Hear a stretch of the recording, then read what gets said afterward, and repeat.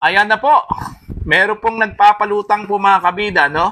Dito sa posibilidad na ipapa-inhibit itong apat na mga senador na tatayo bilang mga judges po mga kabida sa gagawing impeachment trial po laban po kay Vice President Sara Duterte. Ano pa? Itong sinasabi pong apat na mga senador ay kinabibilangan po ni Senador Bato de la Rosa, Robin Padilla, Bongo at maging itong si Senator Amy Marcos. Sila po ay mga obvious daw na mga allies ni Vice President Sara Duterte at kailangan ho daw nilang mag-inhibit para ho meron pong delikadesa daw mga kabida. Ano pa, na? Itong paglutang po sa ideya na ipapa-inhibit po itong apat na mga senador ay sinabi po yan ni Congressman Joel Chua, ano po, isa sa mga 11 prosecutors na designate po ng House of Representatives, ano? Babasahin ko lang po mga kabida itong balita mula sa PNA, no? The Philippine News Agency, ano po. Yung kanilang headline, House Prosecutor, Senate allies may have to inhibit from VP trial. Ayan. Now, ito yung kanilang balita. Babasahin ko lang po, ha? Okay.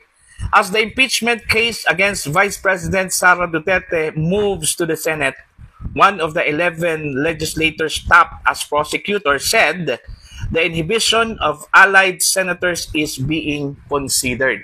Ayan. So, dinidiscuss pa daw nila itong possibility na ipa-inhibit itong apat na mga senador na obviously mga kaalyado daw ni Vice President Sara Duterte. Ano po?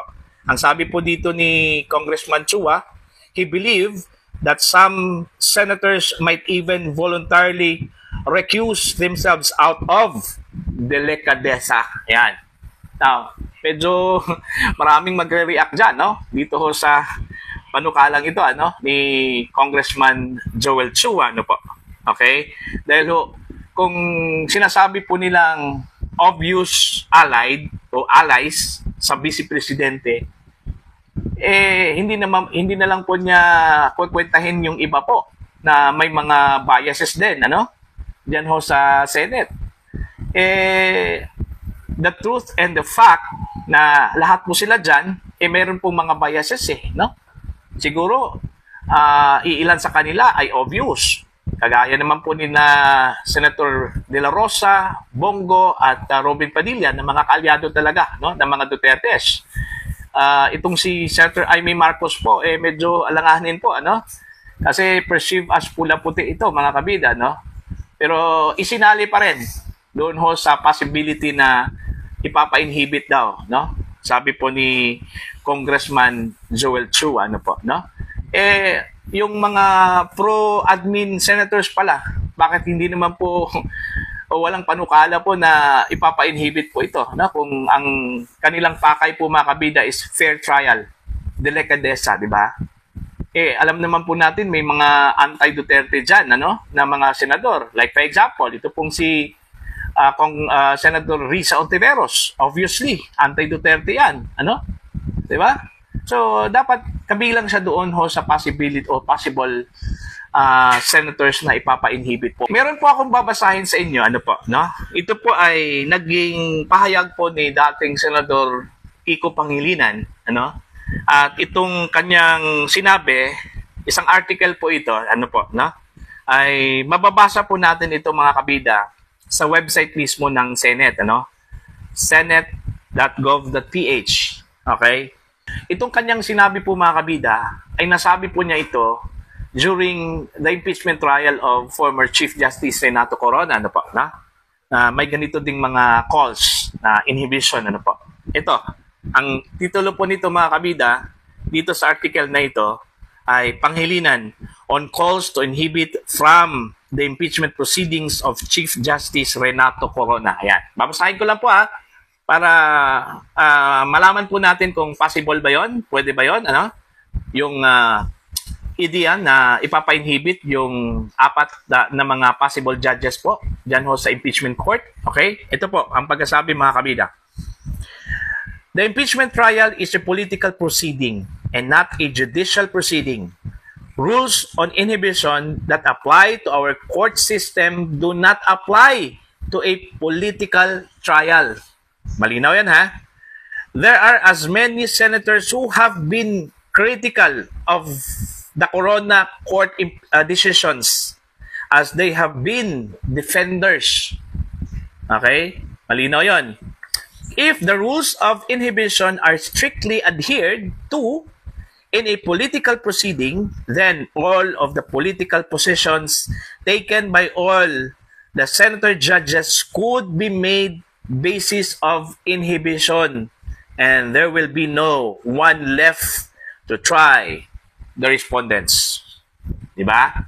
Kung i-strictly implement natin itong inhibition rules, okay, dito ho sa political proceeding na ito, walang matitira dyan mga kabida na mga senador o judge po, okay, sa impeachment court. Kasi lahat po sila dyan, meron pong mga biases. Okay? Obviously, ang iba tahimik, yung iba, papetex-petex, di ba? Pero, definitely, silang lahat, meron pong mga biases. Now, kung pagbabatayan po natin yung mga biases na yan, kung we will strictly or they will strictly implement the rules on inhibition, wala hong matitira sa kanila. Di ba?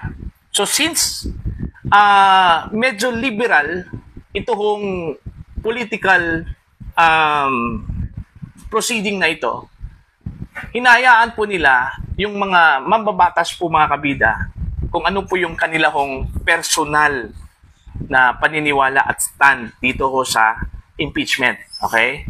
Lalong-lalo na po ngayon, maybe kung ano yung rules na in-apply po during the Corona impeachment, possibly ito po yung rules na i-apply po dito ho sa Duterte impeachment.